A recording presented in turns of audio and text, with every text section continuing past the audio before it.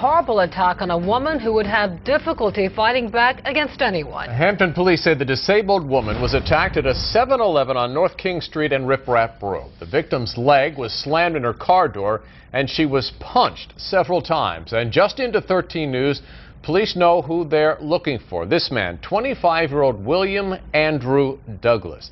The night team is on tonight's big story at 11. Brian Farrell's in the newsroom now. And Brian, you talked to the victim tonight.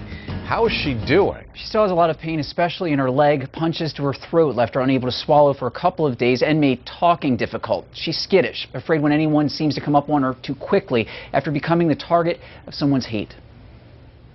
He started again, effing white, and then he hollered he hated whites, there was no more slavery, and he was going to kill my effing white ass. More than 10 days later, Sylvia Hollingsworth's body reads like a map of the attack that came with the threat.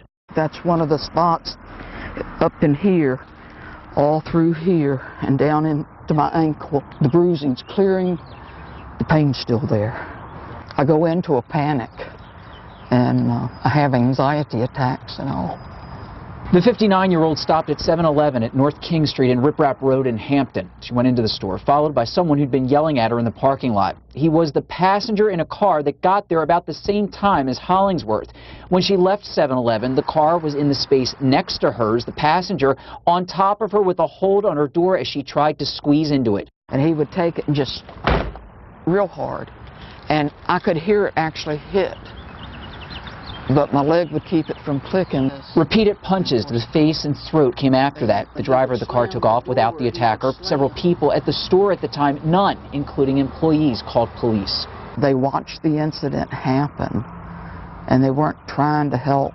Hollingsworth managed to dial 911. Some late arrivals chased off her attacker. Within a few minutes, gunfire came from down the road. Hampton police believe the same person who beat Hollingsworth shot at someone in a car, someone who would pull into the parking lot where everything started, where a 59-year-old honestly thought her life would end. It leaves me hurt, and I feel like I'm a victim of a hate crime. But he's dangerous and a menace to society just in those two acts. He could have killed either one of us.